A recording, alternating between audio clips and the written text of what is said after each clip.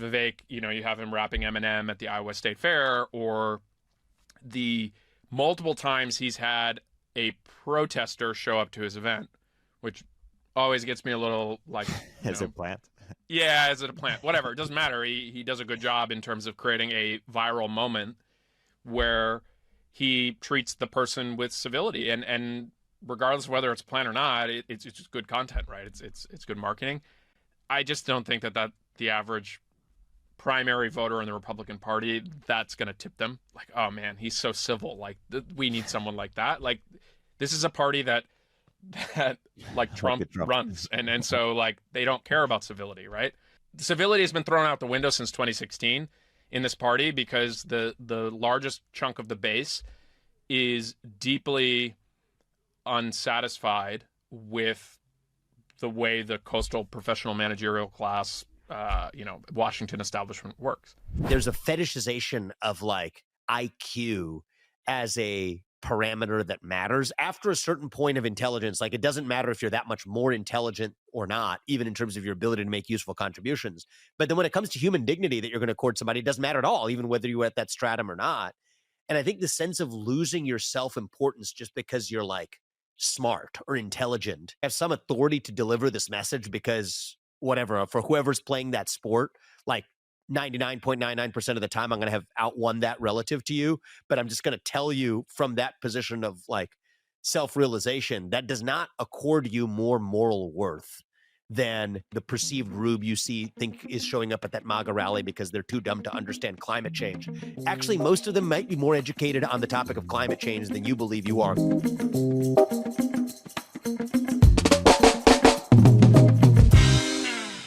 Hey everybody, we're doing something a bit different on this week's episode of Moment of Zen. First, Dan and I talk about Vivek Ramaswamy's candidacy, what we find interesting, what we find challenging, and where he goes from here. Followed by that is an interview I did with Vivek Ramaswamy a few months ago that I released on Upstream.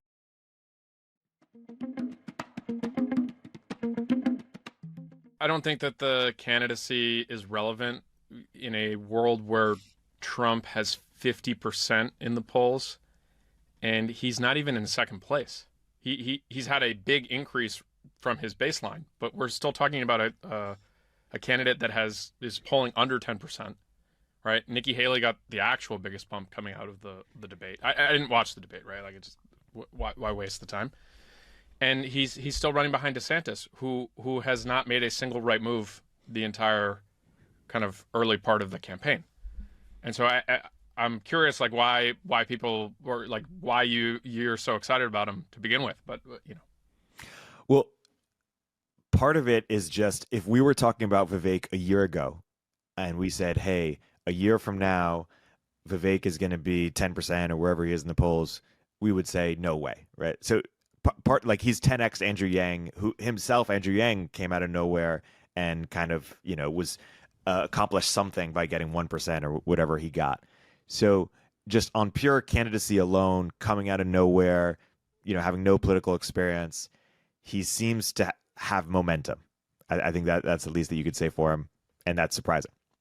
Right, but I think we should separate the two parties here. So there's this fantasy in the Democratic Party that somehow Michael Bloomberg, and Bloomberg was actually a politician, so like we should even give him credit there, although he was a Republican before he decided to run as a Democrat.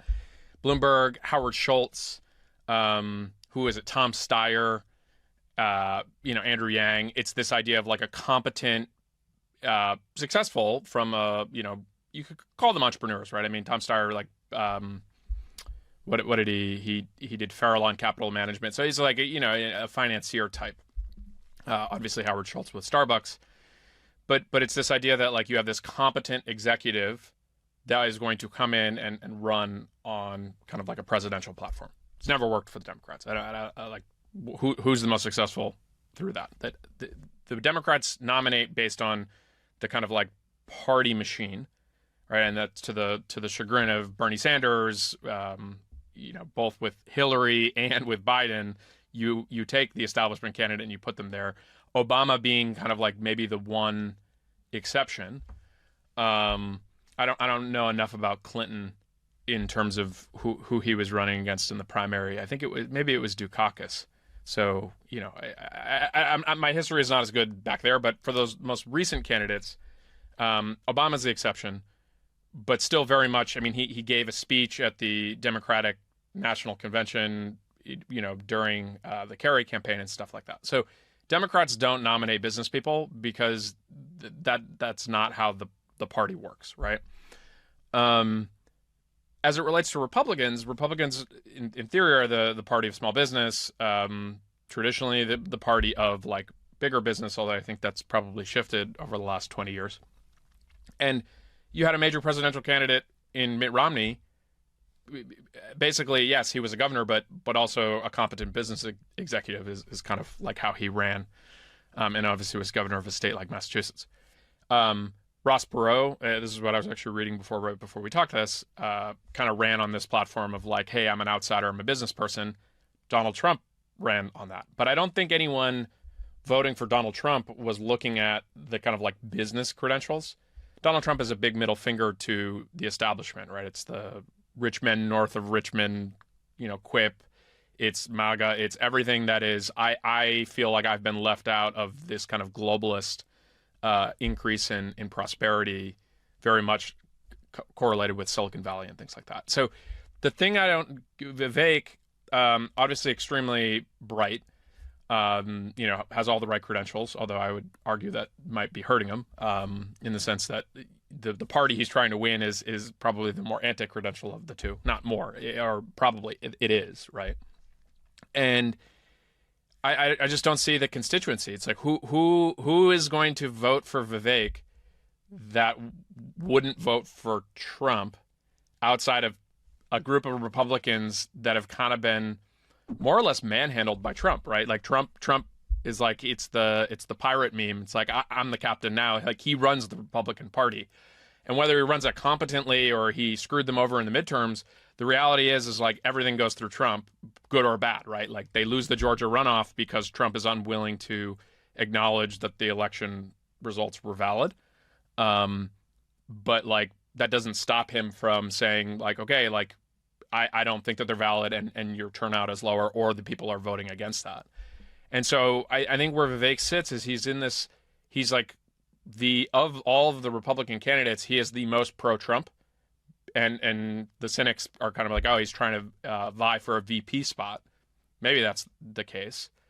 But I think it's like if you're basically the closest to Trump on the spectrum here, your constituency is probably actually even smaller because when push comes to shove, most people, the real preference in the voting booth is if you like what you hear from Vivek, you're probably just going to vote for Trump.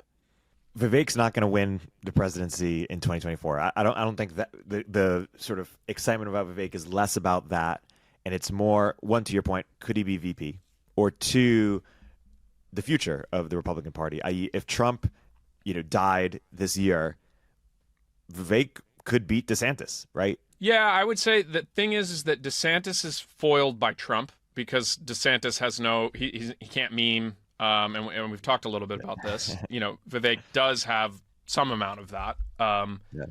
But I think in a more kind of like in a world where Trump doesn't exist, that's such a huge change that you have to then get to a place where you're like, okay, are we back to a world where the average Republican primary voter is happy voting for someone like Mitt Romney, which is I'd say DeSantis is much more akin to that, right? It's like a governor, kind of like down the middle. I think Vivek is very much positioned to a more extreme part of the party, right? He's trying to appeal to the MAGA voter or MAGA light, whatever you want to say. And so maybe he tacks back. But I also think like, and it's hard because Trump obviously represents New York. He's a real estate guy. You know, he did go to Penn, so he has all those things. But Vivek, like, and Vivek is from Ohio nominally. But like, does the average voter in Iowa want to elect a hedge fund guy, right? And you know, he can claim to be an entrepreneur with the pharmaceutical stuff. I'm gonna kind of look at that a little sideways, like, you know, in the arena. How about that? Like to use the topic du jour. But I think the reality is he's made a bunch of money, and and I'm not insinuating that that's nefarious or illegal, but hedge fund guy is not going to have the same appeal, I don't know, as and maybe I'm wrong. Look, like Mitt Romney was a private equity guy, but I think that there was a certain level of like, once you're a governor of a state, like that's a little bit more what you run on versus the kind of background. And I think Trump, the thing that, and this is the core of why Trump drives so many people crazy, Trump came out and said the thing that actually polls best for Republicans. It's, the wall, right? Like immigration and the, the accusing people from Mexico of kind of crimes that most of them don't commit. It's this kind of thing that drives liberals crazy, right from the start. But the reality is that if you look at Mexican Americans who live near the border, they vote for Trump because they actually also think the border is an issue. And the average Republican, base voter and that core constituency of MAGA is anti-immigrant. It's like that is what polls well. And so I think like Trump owning that and never having given up on that, and the Muslim ban, this is a famous thing. Trump was falling in the polls in 2015, and around December, like Christmas time, December 2015, they pre-announced the Muslim ban, right? And his poll number skyrocketed within a week, and he never fell back into kind of any part of the pack. And so this just kind of very anti-immigrant message, put the merits of that aside, like, I don't endorse that personally. I think we should have a much smarter immigration policy in the country. It polls extremely well with a huge base of people in the country. And I think like the other kind of elephant in the room is like, do you think that the people who are like anti-immigrant are going to be voting for the son of immigrants? Maybe, I don't know. But I think like that's a challenge that the party is going to have for a very long time, because the most motivated part of the party is extremely anti-immigrant, and Trump, for as long as he exists, is going to carry that banner. Hey, we'll continue our interview in a moment after a word from our sponsors. Are you building a business? Well, if you haven't already been asked by potential customers or investors about things like SOC 2, ISO 27001, GDPR, or HIPAA compliance, well, guess what? You will be. Achieving compliance can actually unlock major growth for your company and build a foundation of trust. And Vanta can help. Vanta automates up to 90% of compliance work, getting you audit ready in weeks instead of months, and saving you up to 85% of associated costs. Vanta scales with your business, helping you successfully enter new markets, land bigger deals, and earn customer loyalty. And bonus, our Moment of Zen listeners get $1,000 off Vanta. Just go to vanta.com/zen. That's VANTA.com/ZEN. If you're a startup founder or executive running a growing business, you know that as you scale, your systems break down and the cracks start to show. If this resonates with you, there are 3 numbers you need to know: 36,000, 25, and 1. 36,000. That's the number of businesses which have upgraded to NetSuite by Oracle. NetSuite is the #1 cloud financial system, streamline accounting, financial management, inventory, HR, and more. 25. NetSuite turns 25 this year. That's 25 years of helping businesses do more with less, close their books in days, not weeks, and drive down costs. 1, because your business is one of a kind, so you get a customized solution for all your KPIs in one efficient system with one source of truth. Manage risk, get reliable forecasts, and improve margins. Everything you need all in one place. Right now, download NetSuite's popular KPI checklist, designed to give you consistently excellent performance, absolutely free, at netsuite.com/zen. That's netsuite.com/zen to get your own KPI checklist. netsuite.com/zen. Yeah, it is interesting. Yeah, Vivek runs on more of like a merit-based immigration, so he's more open to that, as you mentioned. On the VP, which by the way, that's my personal too. policy. But I'm not running for the Republican, presidential nomination and having to win primary voters that are like decidedly, like say anything about like border. I think we should have an actual border policy like that. That seems reasonable. Yeah. But I think tacking more and more anti-immigrant gets you poll numbers. Yeah. So let's talk about Vivek's platform. Like, how do you make sense of, like, what do you think are the things that make Vivek Vivek in terms of like the most notable policy proposals? I could take a stab too if you want. Well, I mean, look, he's got his book, right? So kudos for him for getting that work done before the campaign and doing his book tour. So he has the talking points down. It's interesting that he has a lot of similar things that what DeSantis is doing. So like Vivek has his book and the like anti-woke platform that he's built. And then DeSantis has a bunch of these kind of what I would say cosmetic, like anti-woke legislation that he's done in Florida to kind of, prepare for the campaign. I think the one thing I would say, and this is actually, I think DeSantis and Vivek are actually a lot closer than, maybe people are already saying this. I don't follow this too closely, but there's a lot of Curtis influence, right? Like a lot of talk about the administrative state. It's, we're going to freeze federal bureaucracy.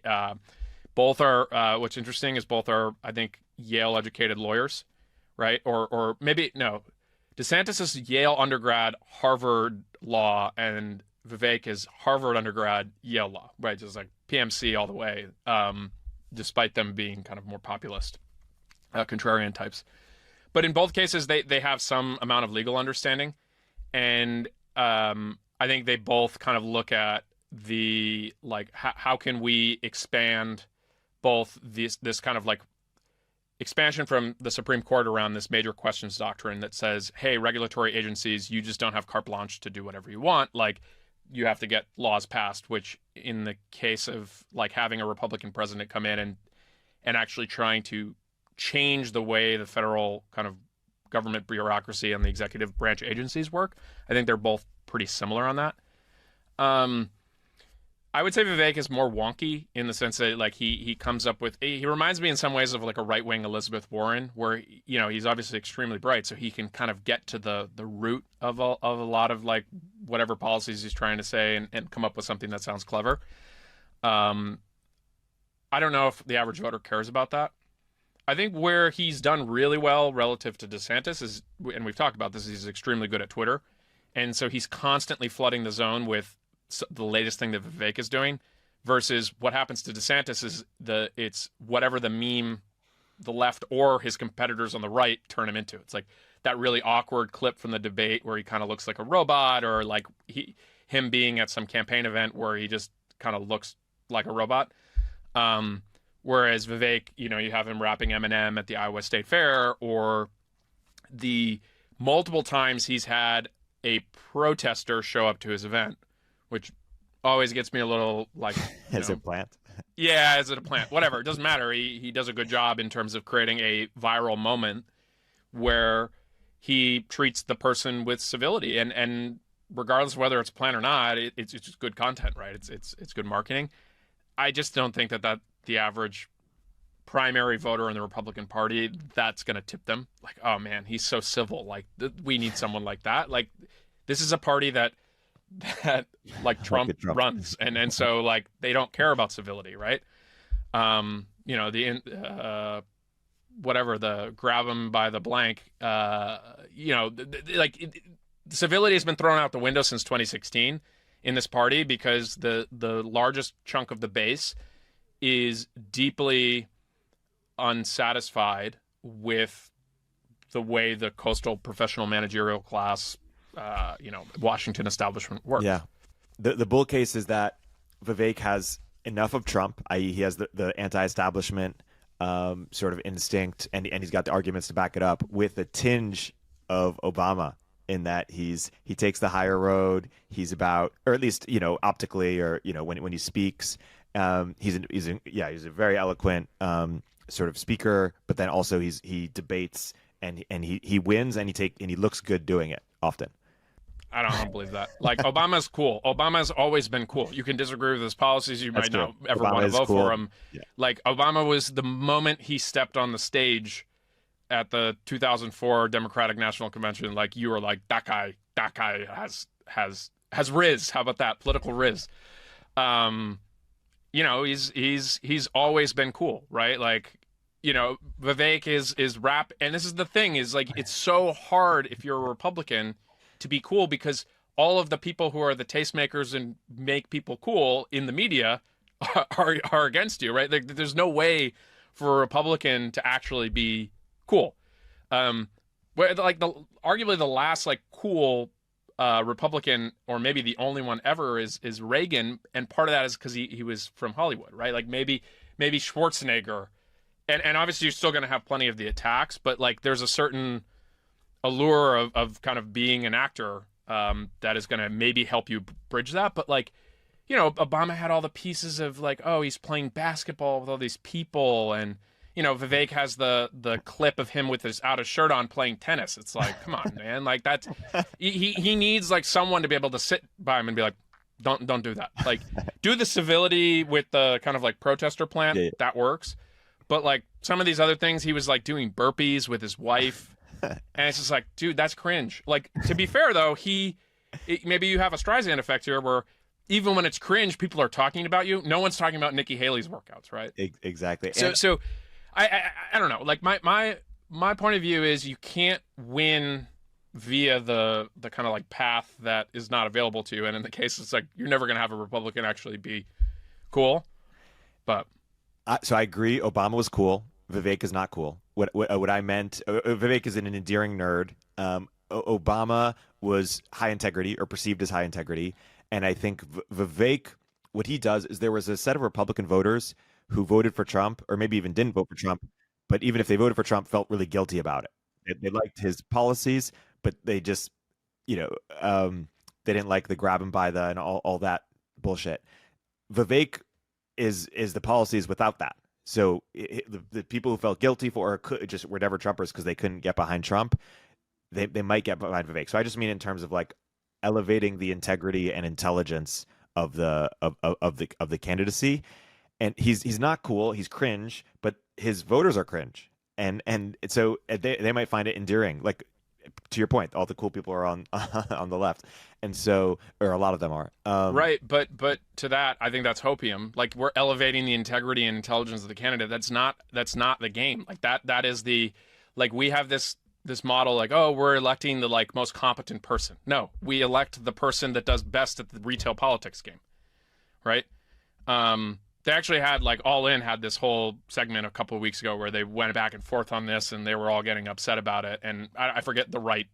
I think Sachs was the only one that had like the reasonable thing. It's like, the game is win the primary so you can then win the general election. That's how you get to power, like path to power. That that's how you focus on it. And the thing is that what the Republican base is voting for, they want a bully. They want someone who is going to own the libs, or like own the establishment. That is what Trump is.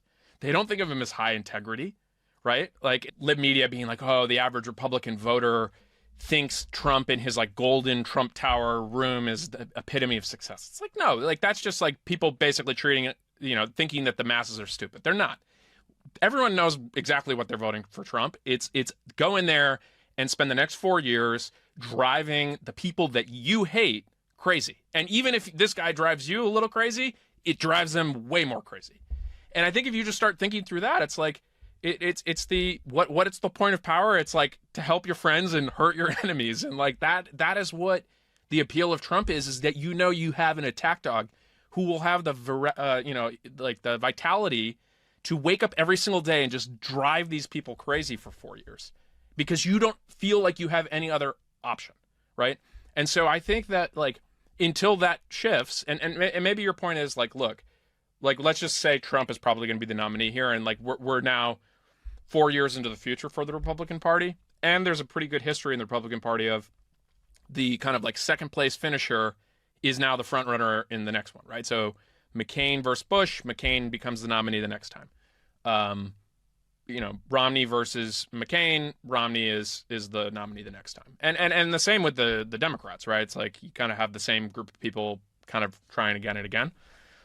But I mean, 4 years is a long time, and obviously there's a huge difference if Trump ends up winning the you know, election, assuming he's nominated, and he might be in jail, and that will be interesting. But if he does, then I mean, it's really hard to imagine a Republican candidate winning 2028 if Trump has spent the last 4 years. Like, it's like almost guaranteed that there's going to be a big blue wave coming back. So whereas if Biden is president again, then yeah, I think things are wide open. And I look at the Democratic bench as maybe AOC gets into the ring, but like Gavin Newsom, Kamala, like, like these people are just not going to resonate, especially after 4 more years of kind of Biden. And by then I would imagine Trump is just too old to run, although, that might be hopium too. We might be stuck with this guy until he dies.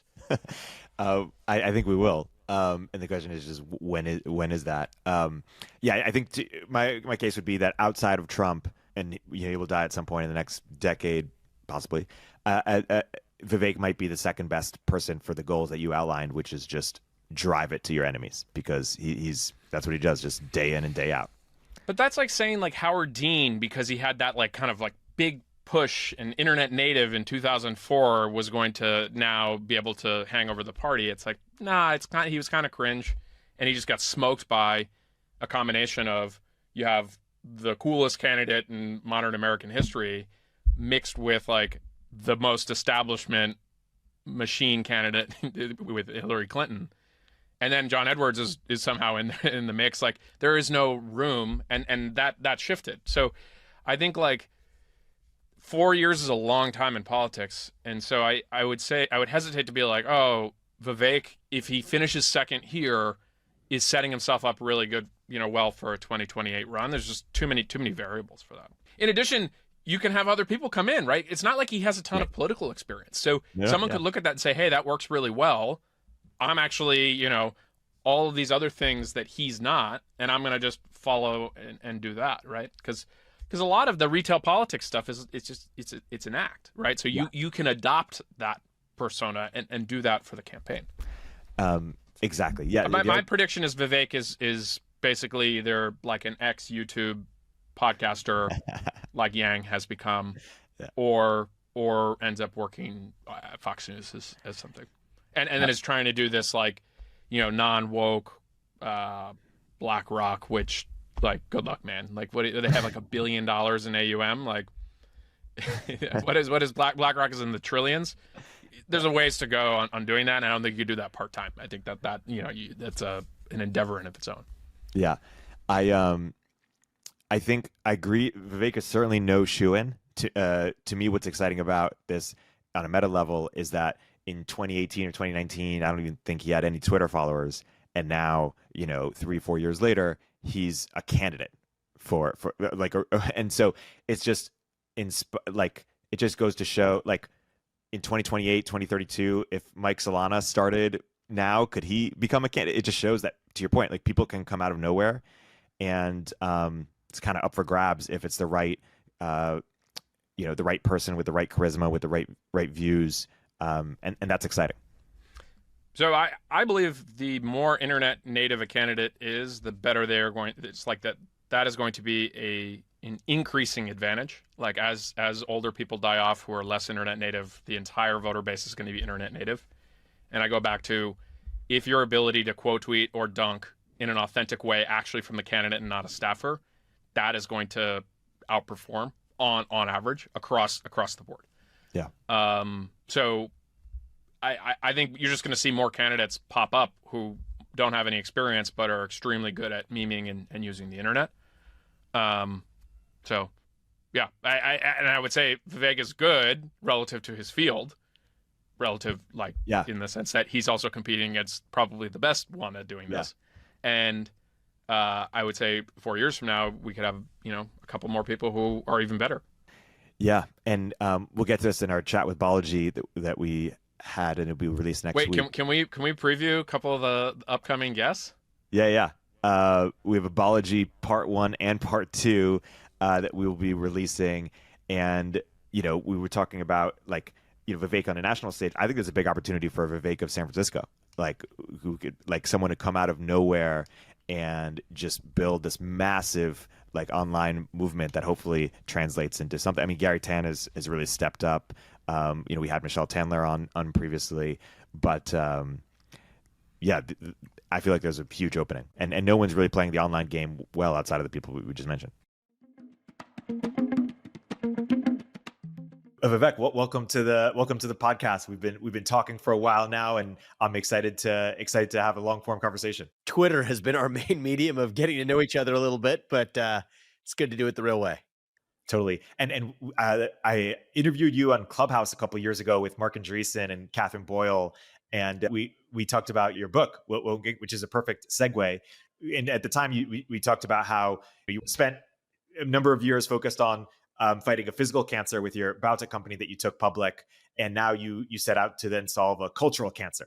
And you released Woke Inc. You also released Nation of Victims. You started a company, Strive Asset Management, that tried to fight some of the excesses of woke capital. And then you run for president, or now you're running for president. So take us through that journey of when you realized that, hey, this isn't just enough to write books and run Strive. I have to go fight this at the highest level.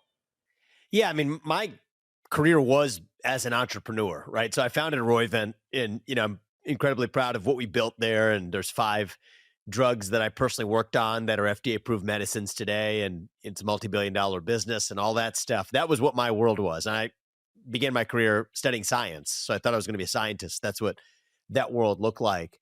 I think that since I stepped down from my job at Roivant, traveled the country, I actually wrote, so a pair of books. There's actually a third one. I thought that exposing this, what I saw as a cultural cancer was itself an important service and contribution that I could make. Talking openly as a member of the, whatever, let's just call it what it is, most elite educated.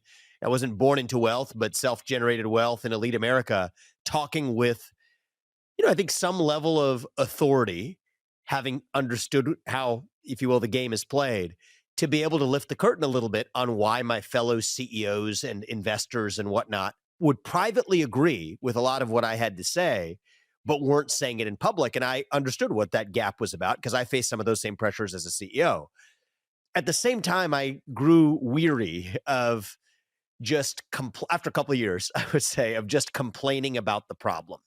I do think there's a role for shining a light on a problem, but I felt like I had reached about a couple hundred cable news hits in and 2 books in and the third one on the way. I was hitting a plateau on how much additional contribution I was going to make by just exposing that problem, especially because, I think I played a role, and others did too, in creating a little bit of a culture of courage in our country where others were able to step out of their own, closets and start talking about some of the same issues. I felt like the contribution I was able to make as a commentator or as an author started to, hit diminishing returns. And so I thought what I was going to do most for the next 5 to 10 years was to exclusively put myself all back in my career as an entrepreneur to drive positive change through the private sector. And so that's what led me to start Strive, and Strive is doing, great as a business for its first year off the ground. I'm really proud of what we got off the ground. That's what I was all in on as sort of the next step, combined with maybe continuing to write books. Strive was taking on BlackRock, and the ESG movement still is, but through the market, offering market alternatives to everyday Americans to invest capital in the market, but without sending a politicized message to corporate America in the form of environmental or social mandates, instead to mandate those companies to make money by providing products and services to people who needed them. And so I was on that journey. I will say that I would say that I came to the realization, and this was in the context of writing my third book on the ESG movement. It's called Capitalist Punishment. It's coming out pretty soon. That it did dawn on me in a deeper way than it did even when I was writing Woke Inc., that this top-down marriage of government and corporate power and the cynical forces that perpetuated, I would say, a lot of cultural orthodoxies and secular cults in America, from wokeism to climatism to whatever else, it only works if we have a culture and a populace that's willing to buy up the narrative that they're selling. It does take 2 to tango. And the reality is I wasn't going to change that underlying demand side of the equation, no matter how much alternative supply I brought to bear.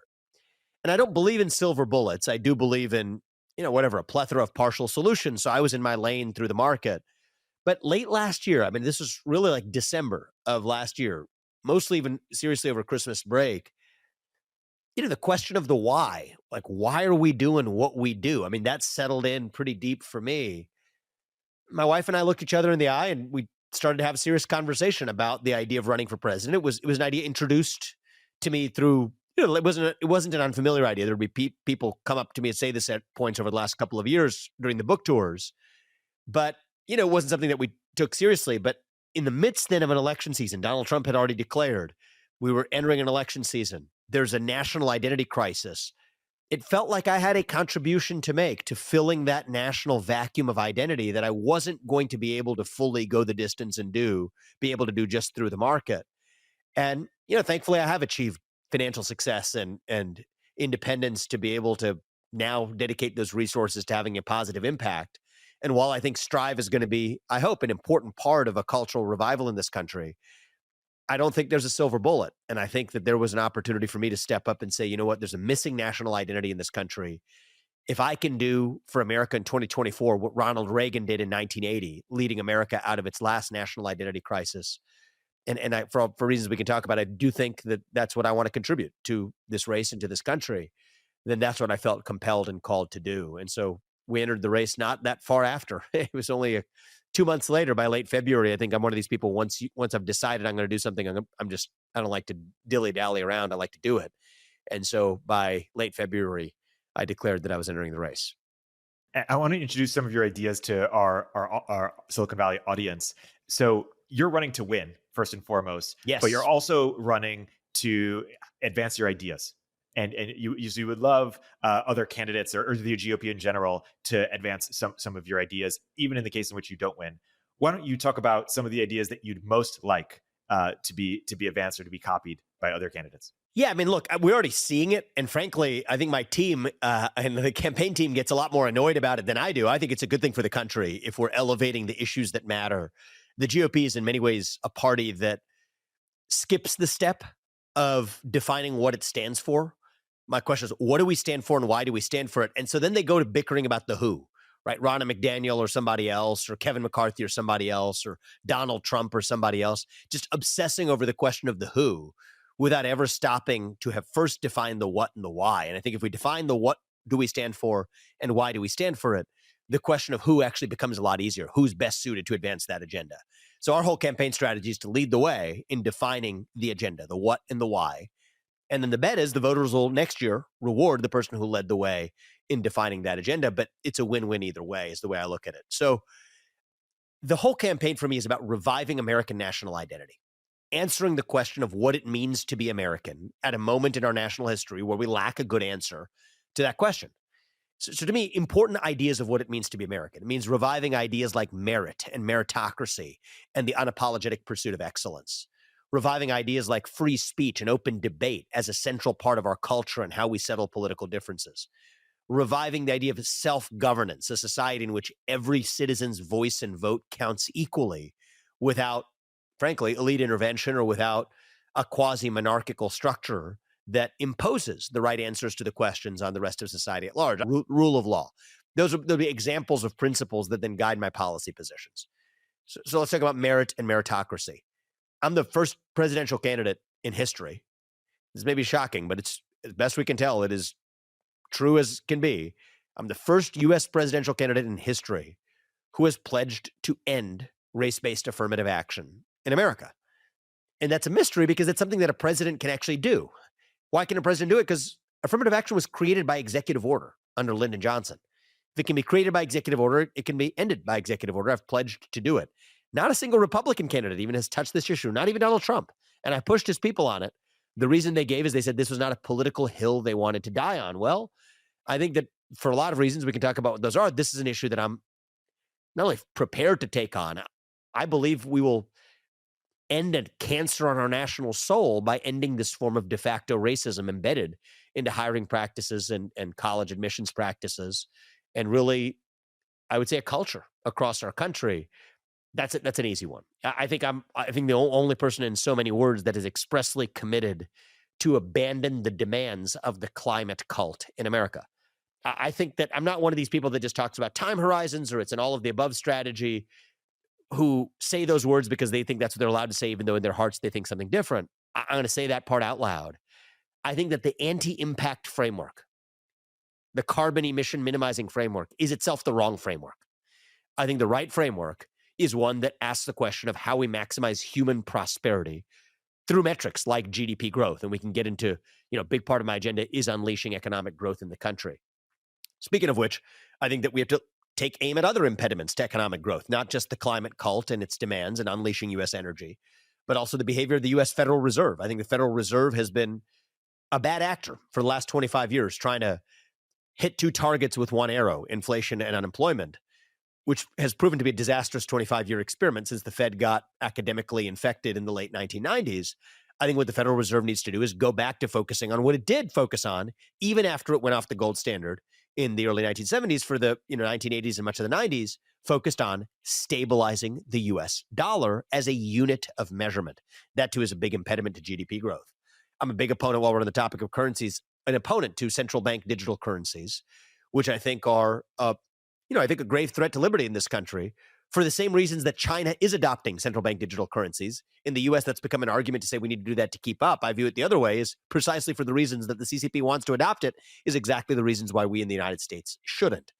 I can go on. I mean, I think that I'm also a proponent of unapologetically solving the actual problems that we face in our country within our own borders, like, say, the fentanyl crisis. It's a supply side driven crisis. It's not an academic debate in a freshman year of a expository writing class where you in principle could say this is demand side driven. Well, in principle it might be. In practice it's not. It's a supply side driven problem in this country, driven by countless amounts. I mean, thousands upon hundreds of thousands of pills and otherwise through which fentanyl is trafficked into this country, responsible for over 100,000 American deaths per year, including places like my home state here in Ohio, where I'm talking to you from. I believe that it is both a legally and morally justified use of military force to use the U.S. military to annihilate the drug cartels south of the border in Mexico. If we can do it to ISIS across the world, we can certainly do it to the narco state south of our own border, with the cartels as non-state actors that are responsible for literally 50 times as many people as died on 9/11 dying each year here in the United States. So these are unconventional ideas. I have policy positions on most of what enters the mainstream debate too, but these are examples of unique contributions to the debate that I've already made that, frankly, are already starting to be adopted by other candidates, which I think is a good thing. The case I make to the voters is, okay, at the end of this, do we want a follower in the White House or do we want a leader? I do think the Republican Party should become the party of the outsider, where we make it a habit of nominating the actual outsider rather than somebody who's a product of the political system that we supposedly want to dismantle. But, I could probably go on for the rest of the day, but those give you a taste of some of the things. And abolishing the Department of Education is something that, unleashing that $80 billion for better uses and educating our children. These are just a sample of the kinds of ideas that even in the first 4 weeks of this, I've already been, outspoken about, and hopefully I'm driving the debate already. Hey, we'll continue our interview in a moment after a word from our sponsors. Turpentine is a network of podcasts, newsletters, and more covering tech, business, and culture, all from the perspective of industry insiders and experts. We're the network behind the show you're listening to right now. At Turpentine, we're building the first media outlet for tech people by tech people. We have a slate of hit shows across a range of topics and industries, from AI with Cognitive Revolution to Econ 102 with Noah Smith.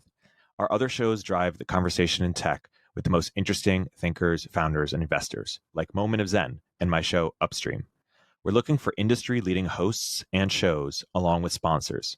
If you think that might be you or your company, email me at eric@turpentine.co. That's ERIK@turpentine.co.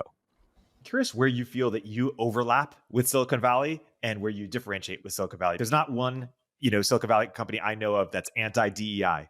And so, you're from Vivek's position, perhaps alienates the 90% that is left wing, and the remaining, 5 venture capitalists who are right wing got on the other side of you on the SVB issue. And although that's kind of a temporary or momentary issue that will probably be in the past, I suspect you have some substantive, more durable disagreements with that side of Silicon Valley as well. So how do you reflect on where Silicon Valley should overlap with you and recognize the things that you share in common, and where there are substantive differences that you should also be acknowledged as well? I'm a little bit of an idealist here, but I would love to even abandon that Silicon Valley label, because I think it's just another, labels can be confining, both whether you're in the in-group defined by that label or on the outside of it. And I would just like to think of that the people who operate and work in Silicon Valley as still just being part of a broader tapestry of American citizens who diverge in their opinions at our best, even in a healthy way so, on a wide range of questions. Now, where do I differ from corporate Silicon Valley, at least? Let's talk about that. I think a few areas that are not going to be new to this conversation because I've been vocal about this in the past, and there are other voices who have joined the chorus.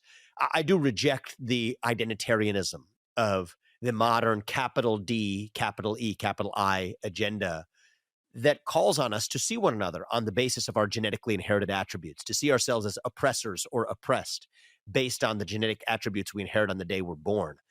I think that the hiring quota systems, the race consciousness that we foster actually fuels greater racism in our country, both anti-white and anti-Asian racism. And yes, anti-white and anti-Asian racism is a coherent concept that can exist, but it is also fueling a new wave of anti-Black racism across the country through a culture of tokenism, through a culture of, I would say, quiet condescension, and also a culture of psychological slavery. I'm going to use that word intentionally, that teaches young Black kids that they can't achieve something on their own merits without somebody else giving them a helping hand up.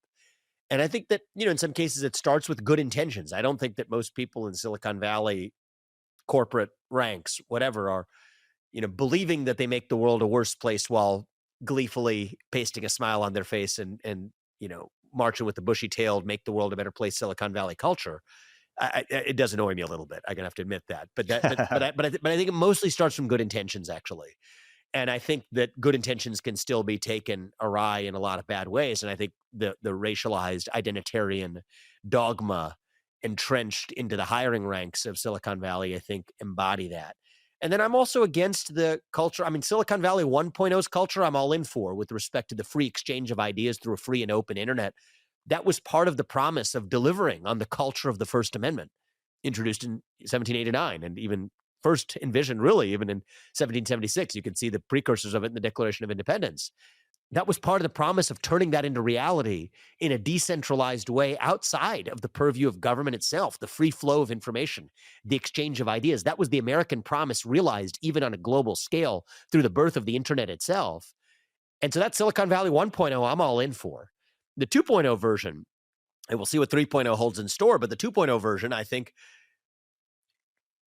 gave up on that initial vision and instead said that actually we're going to use the same toolkit as the government through centralization of conversation and ideational exchange, but also to even work with the old school version of that in government to be able to do through the back door what government never could do through the front door.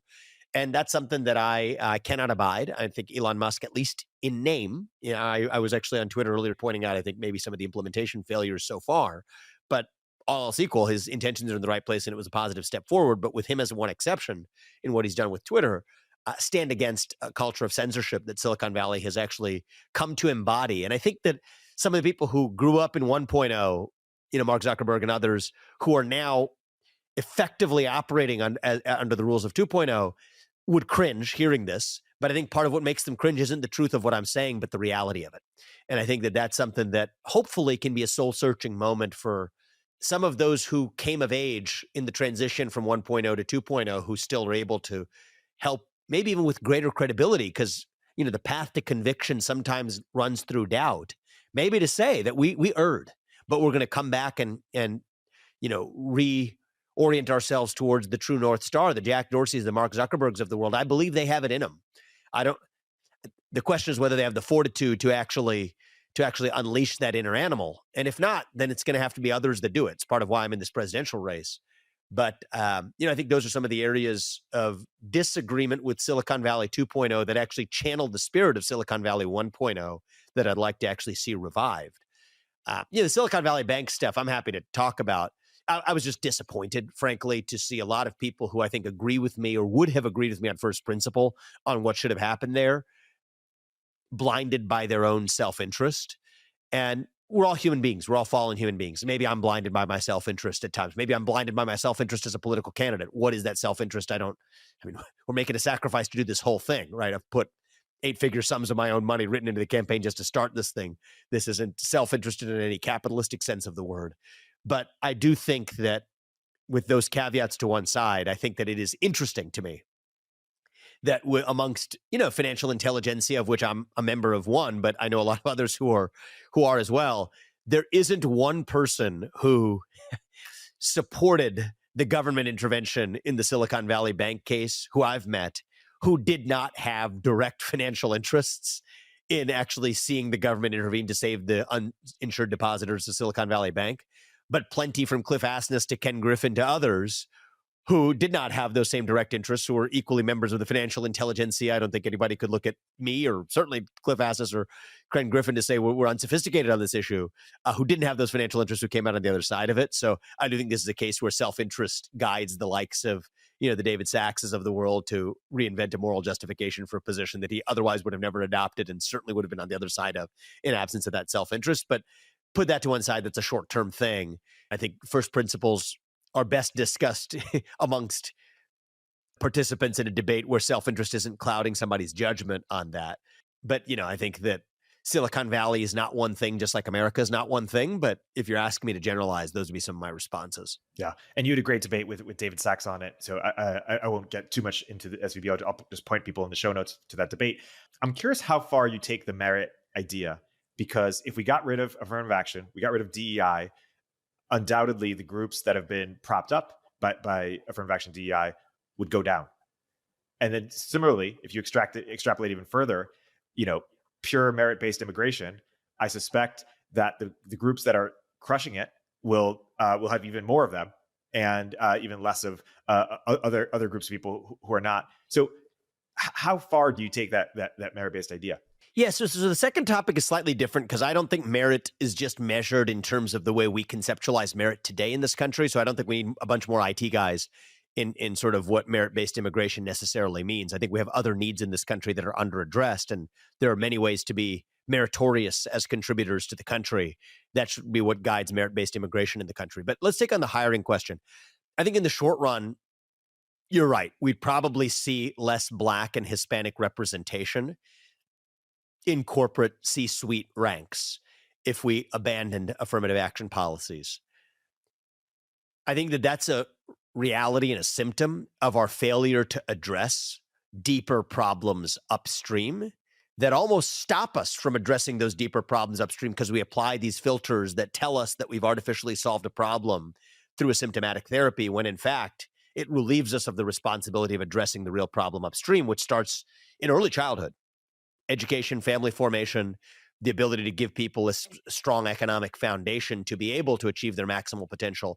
That's what we need to be doing for people who are disempowered regardless of the color of their skin, though many of them do tend to be disproportionately Black and Hispanic. And so my view is I think America loses in the end when we don't put the best person in their job. And if we're being really honest, most people listening to this, they can ask the question for themselves. Is that person who got a promotion? Is the person who got the job? Is the person who got that, whose kid got into that college, is that really the best person for that position? Or was it in part influenced by demographic attributes, particularly race? I think if most people are honestly answering that question, I think that we live in a world today in a country today where we just accept that it's no longer just the best person who got that job or that spot in college or that promotion. It's just not the way it works right now. Maybe some people disagree with me. I don't think most people will. I think that's just an acknowledgement of a reality. Now, people may say that there are other social values to trade that off against, and that's a legitimate debate. But here's what I say is America itself loses in the end. First of all, China's not applying these same standards over there, our competitiveness. But we're also degrading the respect that we accord to every one of those Black Americans by effectively supposing that they needed that extra leg up and that hand up. I actually went to this is a first personal point about me. I mean, I went to a racially diverse, not all that well-off public school from 1st through 8th grade. I did not grow up in money. My parents weren't poor. We were middle class, but we happened to be living districted in a school district where if it wasn't majority Black, it was close to it. Okay. And kids who were held back, some of whom were 1 or 2 or even 3 years older than me in the same, class in junior high school and otherwise. There isn't a single one of those Black kids who couldn't achieve everything that I have in my life that you or your peers have in your life, Erik, if they hadn't been given the same privilege that I had? And I don't mean money. I said I wasn't born into money, but the actual true privilege of being born into a stable family with, yes, two parents in the house that placed an emphasis on education and did it with full commitment, making the sacrifices needed as parents to do that for your kids. That's the reality. I don't believe that there are innate or certainly meaningful innate differences across different racial groups. I don't. Some people may disagree with me. I think that that's a whole separate discussion, but I think that that's just not the case, in my opinion. I think it is a case of early acculturation that starts even before schools, though I think that there's some need for reform in schools to provide parents with equal educational access. I think a lot of school choice movements in this country are taking positive steps in that direction. I think that's a huge step forward. But the further upstream we go, the closer we are to hovering right over the flame of truth. It starts with the family. And you know what? 70% plus of Black kids in this country were born into parents with households with two parents in the house in the 1960s. Today, it's well under 30% inverted in the other direction. Why? It's because of Lyndon Johnson's Great Society policies that, in the name of helping Black Americans, actually created incentives for Black families to have the dad out of the house, because single mothers got paid more money on welfare than the dad was bringing home in. So she's like, oh, I'm married to you. Well, guess what? I'll be married to him, Uncle Sam, because he's going to send me more money. You create, people respond to financial incentives. We created that structure. And then Lyndon Johnson also was, as I alluded to earlier, the president who created affirmative action by executive order, then teaches Black kids through this form of psychological slavery that you can't hack it on your own, that actually you do need a special form of help because you don't have what it takes. That's effectively the message that it sends. And so, you know what? I think it is equally a form of anti-Black racism that I cannot abide. And I think that in the short run, that may mean less representation. In the long run, I think it forces us to do the hard work. And I'm one of these people that doesn't just want to, talk the talk on ending affirmative action. I think we got to walk the walk on creating the true conditions for equality of opportunity in this country, and then let the chips fall where they may. And I think it will be a lot less racially non-diverse than people might be worried about in their heart, because they probably harbor a racist supposition that Black people can't hack it on their own. And I don't share that. I think any person, regardless of the color of their skin, can, if we start under conditions of reasonable equality of opportunity. And I just want to comment that the two-parent household formation, family formation, has dropped, I believe, for families across races, which shows that the government influence is significant. It's not just one group. It's you just brought up affirmative action as the lead in, which is why I talked about Black family formation, but it's actually true across the board. You're right. We have a fatherlessness epidemic across the country. We're in the middle of a national identity crisis across all races in this country for a reason. I do think the erosion of the traditional family structure is a big part of that.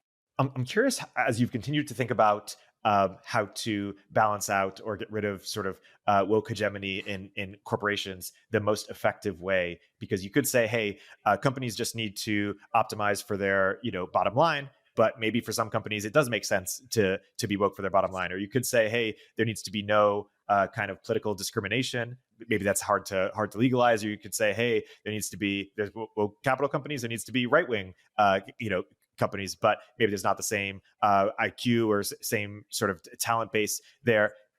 How have you evolved in your thinking of what are the most effective ways to fight woke hegemony in corporations? I don't view fighting woke hegemony as an end in itself, right? It is a means to an end of reviving a shared national identity that binds us together and creating apolitical spaces like the workplace, by the way, that used to be the places that bind us together across the divisions of partisan and identity politics. So that's what I care about. I mean, the people who kind of fall into the trap of fighting wokeness as an end in itself, you're missing the point, right? Like, why? That's a Republican answering the question of the what, okay. But without answering the question of the why, you're like a billiard ball that rolls in whatever direction it's hit, rather than actually understanding why you're aiming in that direction in the first place. And, people say I wrote Woke Inc., so they may mistake me for one of these people. Well, I mean, read the book or whatever. That you think I care much more about the why, rather than, just going through the motions of being anti-woke, which is what I see in a lot of the Republican political establishment today. You're asking the question of why that actually matters, right? Or how we actually get there, the why and the how, a little bit of both. First of all, I do think that the role of a corporation is to pursue its self-stated mission, actually. Different companies have different missions. So ask yourself what your mission is. Maybe it's to produce notebooks. I say that because I have a notebook on my desk next to me. I just made that up. Maybe it's to make clothing. Maybe it's to provide financial products that allow people to achieve their retirement on a certain timeline. Follow your mission. And generally the path to value creation, I do believe in the system of fiduciary duties, et cetera, but how do you actually create value? You create value by pursuing a worthy mission, and as a corporation, to have everything that you do be guided by that worthy mission. That's the path to value creation, lasting value creation of an enterprise. So every corporation owes it to itself to ask itself what kinds of diversity do help you advance that mission and what kinds don't. Right, let's take a steakhouse. Okay, the purpose of a steakhouse could be to provide culinary delight to their customers through serving a particular kind of meat. Okay, fine. I think it's incumbent on that steakhouse to ask itself what kinds of diversity it wants in its workforce ranks versus what kinds of diversity it does not want. Even the ever-prized diversity of thought is still, to me, if your corporation, just a means to an end of achieving your mission. So I would not, for example, make for a good employee of that steakhouse because I don't eat meat. I'm a vegetarian on moral grounds, whatever. I was raised that way. I believe in that. I would do it for health reasons, but if I have a choice just for culinary pleasure, I prefer not to kill animals. It relates to some of the same reasons I'm, a grounded worldview and philosophy. I'm pro-life. That's a whole separate discussion we could have another day. I would not make for a good employee at a steakhouse. I would add diversity in many forms, even viewpoint diversity, but that would not help a steakhouse advance its mission. And so that's where I land on this. I called it critical diversity theory, was I think the chapter in Woke Inc. that sort of described my worldview here, is that institutions should be diverse in their approach to diversity. But what I reject is the off-the-shelf approach. And if you have a 3-letter acronym, the chances are that's a good indicator that's off the shelf to say that there's one set of agendas, be it DEI or ESG or whatever else, CSR, that rejects the pluralism, institutional pluralism, the pluralism amongst the missions of different companies. And so I guess that's kind of the easy answer to the whole thing. Now, I think that if there's a company that's not pursuing its mission effectively, and it still is a worthy mission, that under certain conditions, if you take incumbency bias, et cetera, off the table, can be an opportunity for a new market entrant to make a difference. That was the whole premise of Strive, offering index funds that are narrowly different from those offered by BlackRock or others in its approach to proxy voting and shareholder engagement. There could be other markets where the same thing is true as well. But I think it's all about mission orientation, having a worthy mission, staying true to that mission, and then everything else, really follows from that. I do think that deals with the corporate side of this. That's not an end-all be-all solution to the cultural problem, right? I'm running for president separately from building businesses for a reason, because I do think that there's a demand side to this too. We might live in a culture where a company in a given circumstance will make more money or better realize its own mission of serving its customers by spinning up these victimhood narratives that cause more of that populace, the Gen Z, consumer based or whatever, to see themselves as race-based or sexually based victims. I do think that that's a regrettable state of affairs for the country, but I don't think that that's the job of a company to solve that in the first instance. I think companies can play a role in providing leadership for a culture that's craving for leadership. I think many of those workers or employees, when they're saying they want you to take on a social cause, is like the equivalent of a child who, many at the age of 9, might say he's trapped in the wrong body and of the wrong gender. It's not what they're saying that they're actually saying. They're waving a smoke signal saying, I need help, I need leadership, I need guidance. And so I think CEOs can play a role there, but I think the CEO's job is to do that in the context of corporate mission. But I think the job of a national leader, which is what I'm embarking on, I'm going to run to, lead the country. I think that's a different hat where you actually want to provide leadership to the country and creating the conditions for true diversity of viewpoint expression. And so that's why I'm a big proponent of treating or adding political expression as a protected class. Ironically, it actually is the case in California. It's what allowed James Damore to settle with Google, is that he was likely fired on the basis of viewpoint discrimination. And ironically, that was actually passed during an era where there was great left-wing concern about, under the Bush administration or otherwise, having viewpoint censored in the workforce, about post 9/11 surveillance state, right? So things come full circle here. But I think whether it's a left-wing idea or right-wing idea, I don't much care. I think that we will be better off as a country if we make political expression a civil right in this country and codify it as such, because I think that's something that unifies us, regardless we're on the left or the right, and fosters our culture of free speech beyond just government intrusions on free speech. Free speech culture is good for America. So I could go on there about how I think it ought to be addressed in my capacity as a public leader, as a president of the United States, but to not conflate that with how we deal with the problems raised by woke capitalism. I won't even call it the problem of woke capitalism, the problems revealed by woke capitalism. I think mission orientation is, I think, a great way, and an unapologetic commitment to corporate mission is, I think, a way that CEOs can do the right thing, both for their own organizations and for our broader national culture. Richard Hanania reviewed your book, and it was a positive review. But one thing he said that when challenged with changing the laws is that, hey, you could change the laws in a school, or you could change the laws in a certain business, but if all the teachers are left wing, all the professors are left wing, all the lawyers are left wing, they're not going to follow it's going to be hard to enforce those rules. And so he says the big problems are it's a lack of ideas and a lack of talent. You're trying to solve for the ideas portion. I'm curious how you think about the talent portion, because he's also talked about the differences between liberals and conservatives today. He says liberals just care more. They staff up the PTA meetings. They're willing to be activists. The right wing is not willing to do that. But also he says the left is just higher IQ. Most people who go to college are left wing, and not that people in college are always higher IQ, but on average, they tend to be probably higher IQ than people who don't go to college.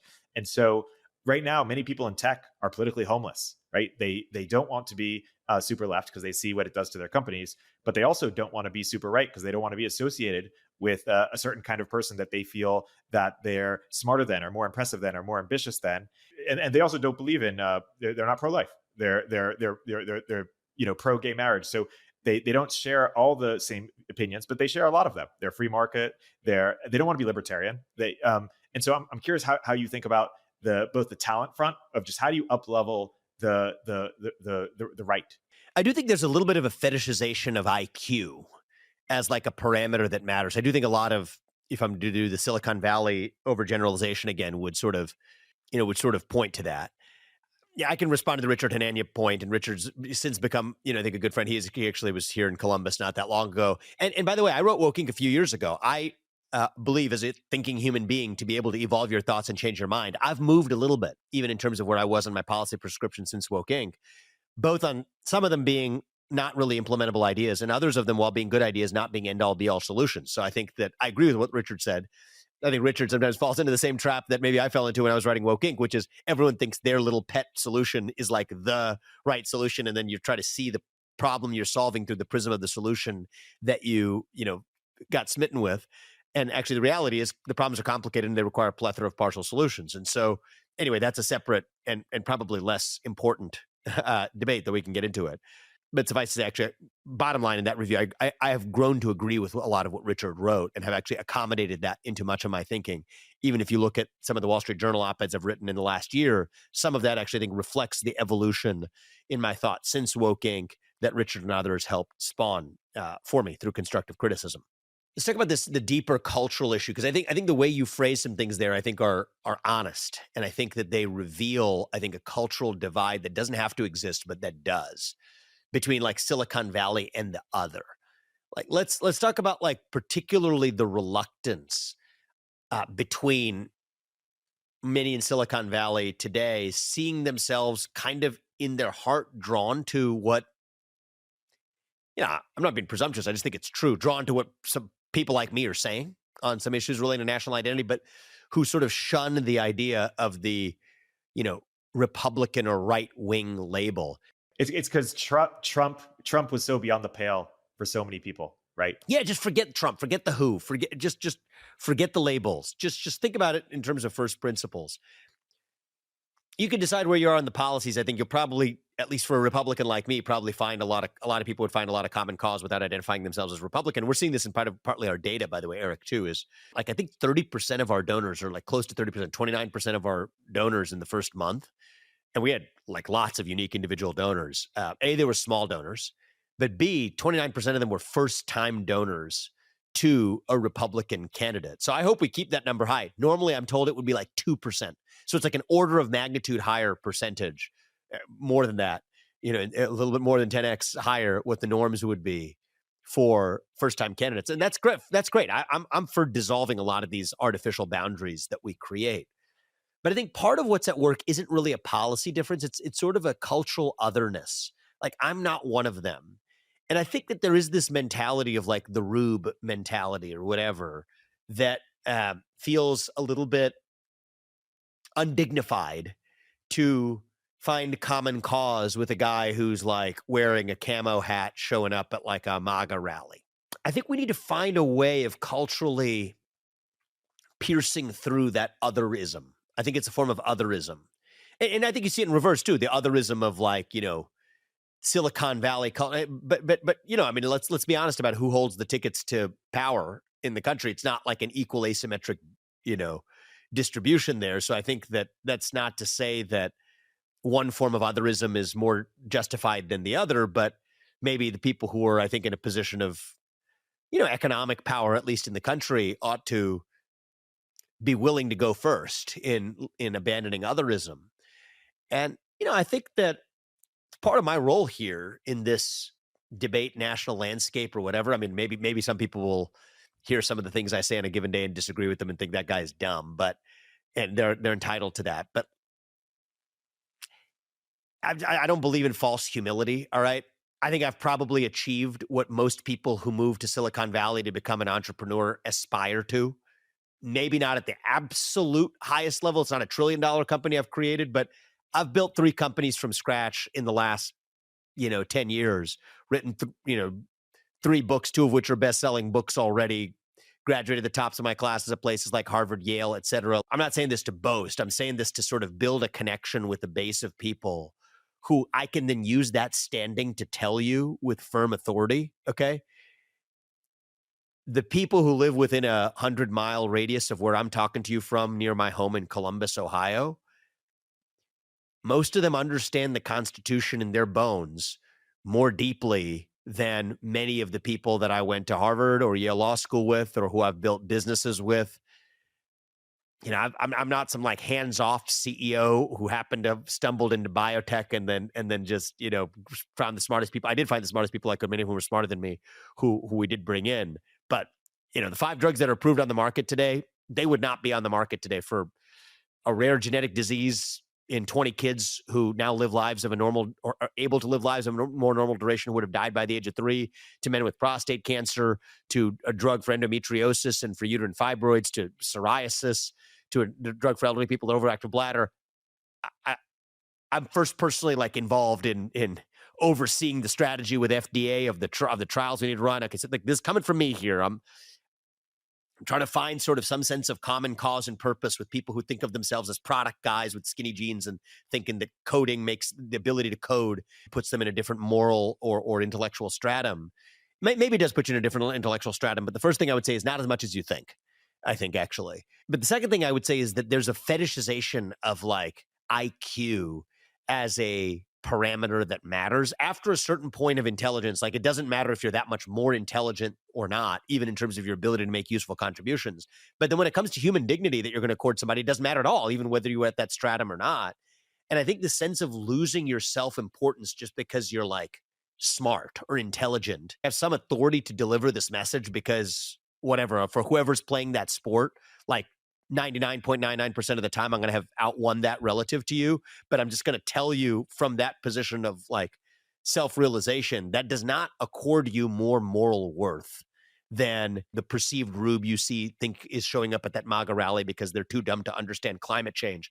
Actually, most of them might be more educated on the topic of climate change than you believe you are, because you're getting your information through a distilled knowledge system that itself selectively cherry picks from where the actual capital S science is itself derived from. Not to mention, if you want to play the intelligence game, actually ask who goes into climate science as opposed to into, say, somebody who actually majors in old school physics. Well, there's actually a talent pool bias that actually creates social activists who are drawn to the realm of majoring in climate science, that when they produce the capital S science, it's not even higher quality science relative to somebody who studied molecular biology or organic chemistry or actual physics. We can sort of debate that on its own terms of the intelligence hierarchy, but suffice to say, the people who are the consumers of actual primary knowledge at a MAGA rally here in Ohio probably know more about the actual impact on human flourishing of the use of fossil fuels than somebody who's receiving their information on the same topic from a distilled,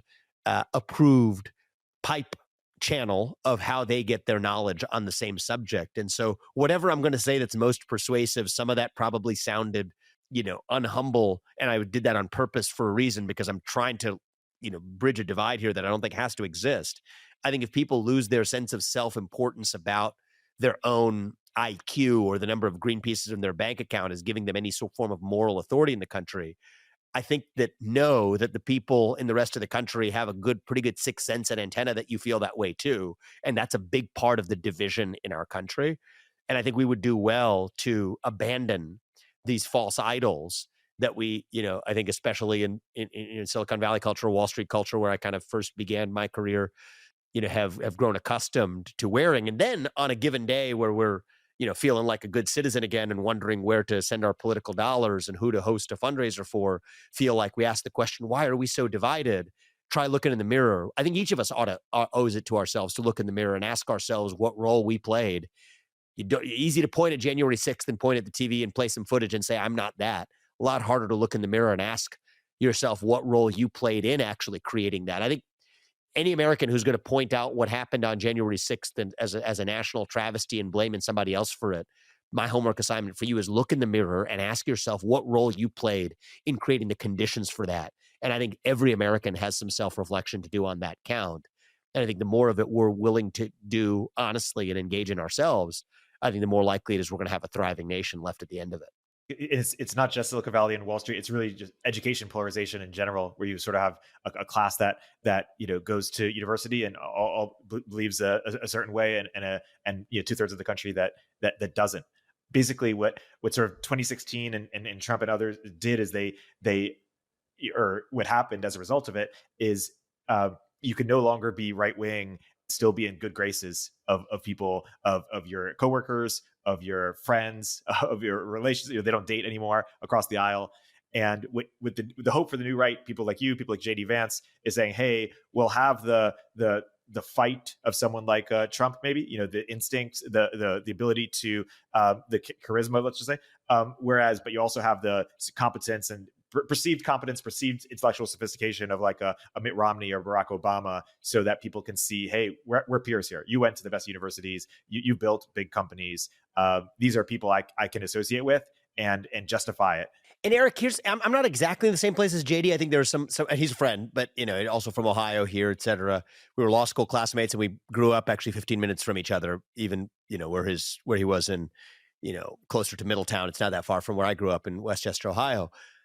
And I don't want to speak for him, but my sense is I don't even harbor like an anti-elite bias as its own. I don't want to be anti anything. I just don't like it when so-called elite are anti-Rube or anti-so-called Rube. And I think we should just get rid of these labels, actually, because they're artificial. They're made up.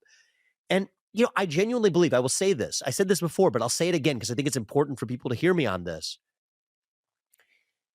I genuinely believe that most people, including sitting in woke Silicon Valley, begin with good intentions, including even as Americans, in doing something that they believe makes for the world being in the country, in their case, maybe the world without regard to the country, but being a better place. But still, I'll give them the benefit of the doubt for good intentions for the rank and file person.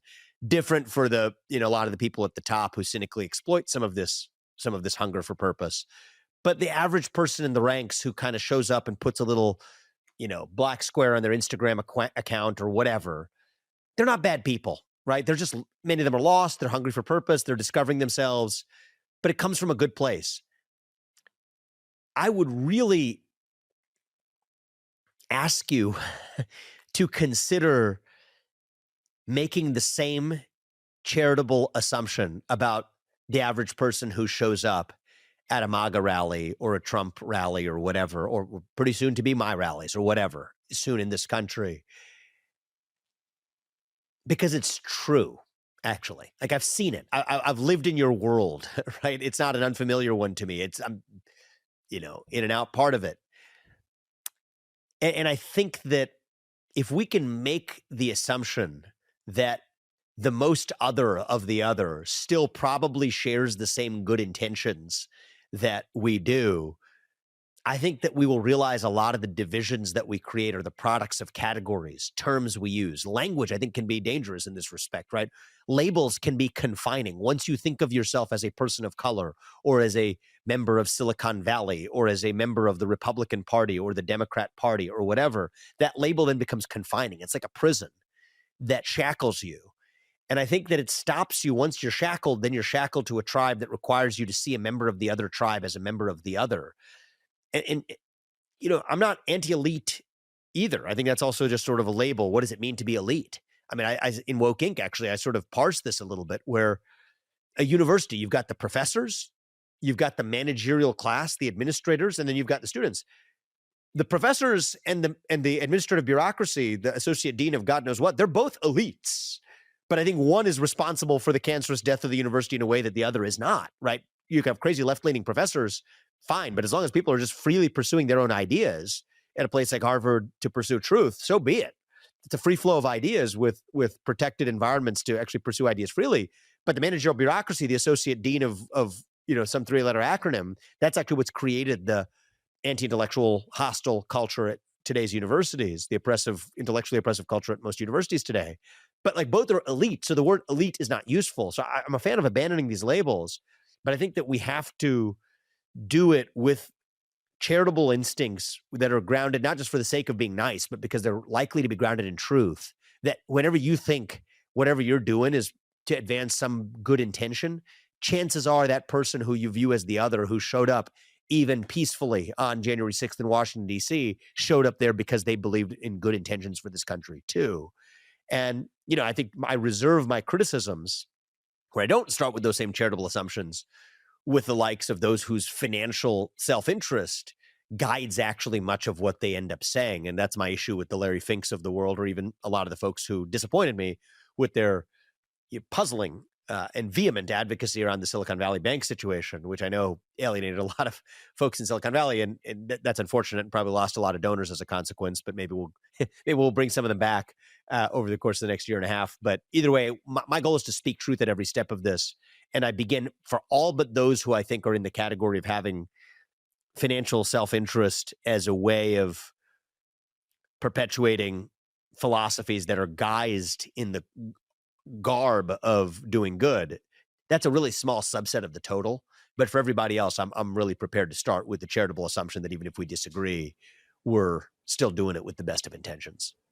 Yeah, it's well put. And to that end, I want to define a term before we get you out of here. Sam Altman, in a recent Lex Fridman interview, Lex said, is ChatGPT too woke? And Sam said, I don't even know what woke means. People use the term. And the best way I define the term is choosing equity over liberty, choosing the reduction of disparities as your main goal over freedom of association or freedom of speech via legal methods or cultural methods. And that kind of prioritization just makes it a bit concrete, because at the end of the day, you got to make a choice. Yeah, the way I'll define it in neutral terms is it's a worldview that says that there are those who are oppressors and those who are oppressed in the world, generally based on genetically inherited attributes. And then you mix in a belief about the existential calamity posed by climate change.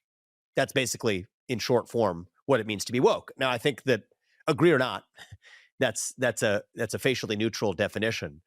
I have my criticisms. I think it's divisive. I think it calls on us to take steps that actually undermine cohesion and solidarity in the country. But put that to one side, I think defining a term is a fair ask. That's how I define it. And hopefully that's useful to the debate. In closing, let's end with something that Silicon Valley can resonate with you on, which is building a startup, which is building your campaign. Silicon Valley famously does not enter politics. People think it's beneath them, or they don't, for other reasons they don't get involved unless it's donating to the Democrat Party, but they don't run. talk about, you built a big company, you're building a campaign. Give us an insight into what it's like. Yeah, I mean, look, it's like starting a new company from scratch and entering as like an outsider. You're climbing Mount Everest, taking on the biggest possible incumbents there are in this business. Donald Trump in the Republican Party and existing incumbents as a total outsider. It's a lot of fun. And I'm finding the same principles work, a mix of insiders and outsiders, talent, people making a big difference, having a mission that's worthy, staying true to that mission. I'm planning to apply the same principles. Whether that creates for a successful electoral strategy or not, we'll find out in due course. We'll continue the conversation. It'll be fascinating to follow along and watch. My guest today has been Vivek Ramaswamy. Thank you so much for coming on the podcast. Thanks, Eric. Appreciate it, man.